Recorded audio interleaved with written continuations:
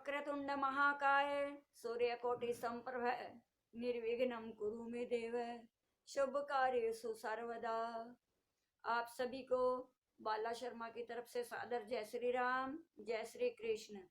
आज हम माघ मास के 16वें अध्याय का महात्म्य सुनेंगे। 15वें अध्याय में आपने सुना कि सतयुग के समय में माघ मास में देवता प्रत्यक्ष रूप से स्नान के लिए आते थे प्रयागराज में, और आज भी कलयुग में आज भी गुप्त रूप से देवता जो है माघ मास में प्रयागराज में स्नान के लिए आते हैं। माघ मास के स्नान का जो पुण्य का फल है वो ईश्वर ही कह सकते हैं, मनुष्य में इसके कहने की सामर्थ्य नहीं है। अब आगे हम 16वां अध्याय सुनेंगे कि किस प्रकार से कंचन मालिनी ने एक राक्षस को अपने पुण्य का फल दिया। 16वां अध्याय। बोल विष्णु भगवान की जय।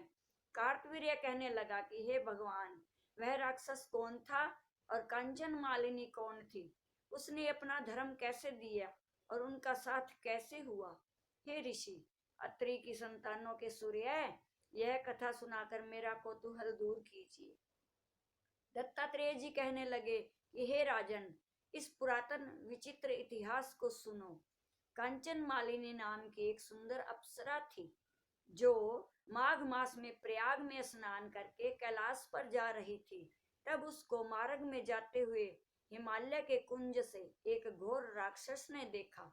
उस सोने जैसे तेज वाली, सुंदर कटी वाली और पीन पयोधर वाली सुंदर अप्सरा को देखकर उस राक्षस ने कहा, हे सुंदरी, तुम कौन हो और कहां से आ रही हो? तुम्हारे वस्त्र और वेणी जो है भीगी हुई क्यों है? तुम आकाश मार्ग से कहां जाती हो और किस पुण्य के प्रताप से तुम्हारा शरीर ऐसा तेजस्वी और रूप ऐसा मनोहर है? तुम्हारे गीले वस्त्र से मेरे मस्तक पर गिरे हुए एक बूंद जल से मेरे क्रूर मन को एकदम शांति प्राप्त हो गई। इसका क्या कारण है? इस जल की क्या महिमा है? तुम बड़ी शीलवती प्रतीत होती हो, इसका कारण मुझसे कहिए। अप्सरा ने कहा कि हे राक्षस, सुनो, मैं काम रूपिणी अप्सरा हूँ। मैं प्रयाग में संगम से स्नान करके आ रही हूँ, इसी से मेरे वस्त्र भीगे हुए हैं और अब कैलाश पर जा रही हूँ जहाँ पर श्री शिव निवास करते हैं। त्रिवेणी के जल से मेरी सब क्रूरता दूर हो गई, जिसके पुण्य के प्रभाव से मैं इतनी सुंदर और पार्वती जी की प्रिय सखी हुई हूँ। सो आश्चर्य देने वाला उदाहरण मुझसे ब्रह्मा जी ने कहा था, सो तुम सुनो। मैं कलिंग देश के राजा की वैश्या थी, रूप लावण्य और सुंदरता में अपूर्व थी। मेरी सुंदरता पर सारा नगर मोहित था और मैंने अनेकों प्रकार के भोग भोगे। अनेक प्रकार के वस्त्र और आभूषणों की घर में कोई कमी नहीं थी। कई कामी पुरुष आपस में स्पर्धा से ही मृत्यु को प्राप्त हो गए। इस तरह उस नगर में बड़ी सुंदरता से यौवन व्यतीत हुआ और मैं वृद्धावस्था को प्राप्त हो गई। तब मेरे मन में विचार उत्पन्न हुआ कि मैंने अपनी सारी आयु पापों में ही व्यतीत कर दी। धर्म का कोई कार्य, दान, तप, यज्ञ आदि नहीं किया, शिव या दुर्गा जी की आराधना नहीं की, न कभी भगवान विष्णु का पूजन किया। इस प्रकार अशांत चित्त से मैंने एक ब्राह्मण की शरण ली जो वेदों का ज्ञाता और ब्रह्मनिष्ठ था। मैंने उनसे पूछा कि मेरा निस्तार किस प्रकार से हो सकता है। हे महाराज, साधु सज्जन अच्छे और बुरे सभी पर दया करते हैं, इसलिए मुझ दीन पर भी कृपा करके मुझ कीचड़ में डूबी हुई को पकड़कर उबारिए। क्षीर सागर क्या हंस को ही दूध देता है? क्या बतख को नहीं देता? तब वह ब्राह्मण, राजा का पुरोहित, इन सब बातों को सुनकर मुझ पर दया करके कहने लगा कि तू ब्रह्म के क्षेत्र प्रयाग में जाकर माघ मास में त्रिवेणी संगम में स्नान कर, परंतु मन में अशुभ क्रिया का विचार नहीं करना। पापों के नाश के लिए महर्षियों ने तीर्थ स्थान से अधिक और कोई प्रायश्चित नहीं बतलाया। प्रयाग में स्नान करने से तू अवश्य ही पवित्र होकर स्वर्ग को जाएगी। हे भामिनी, पुराने समय में गौतम ऋषि की स्त्री को देखकर इंद्र ने काम के वशीभूत होकर कपट वेश से उससे भोग किया। इसलिए ऋषि द्वारा शाप दिया गया और उसका शरीर जो है अत्यंत लज्जा युक्त हजारों भगों वाला हो गया।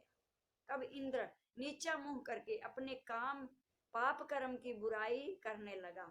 मेरु पर्वत के शिखर पर स्वच्छ जल वाले सरोवर पर एक स्वर्ण कमल से भरे हुए कोटर में घुस गया और अपने पाप को धिक्कारता हुआ कामदेव की बुराई करने लगा कि यह सब पापों का मूल है।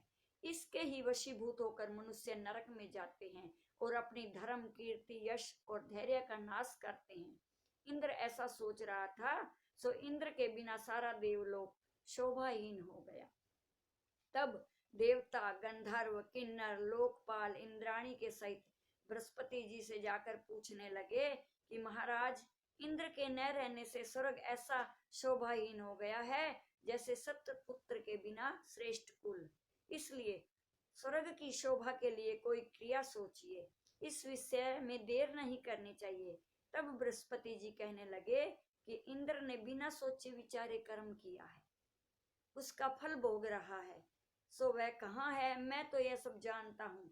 फिर गुरु जी ने सबको साथ लेकर स्वर्ण कमलों से युक्त बड़े सरोवर में इंद्र को देखा, जिसका मुख मलिन और आंखें बंद थी। तब इंद्र ने बृहस्पति जी के चरणों को पकड़कर कहा कि इस पाप से उद्धार करके आप मेरी रक्षा कीजिए। तब बृहस्पति जी ने इंद्र से कहा कि प्रयाग में स्नान करने से ही तुम पाप मुक्त हो जाओगे। तब इंद्र सहित सबने ही प्रयाग में जाकर संगम में स्नान किया और त्रिवेणी स्नान से इंद्र पाप मुक्त हो गए।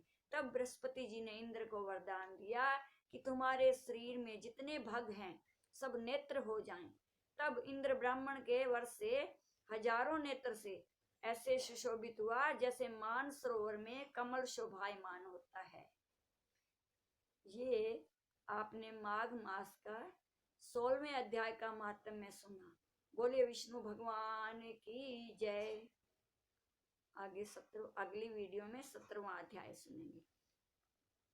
जय श्री राम, जय श्री कृष्ण।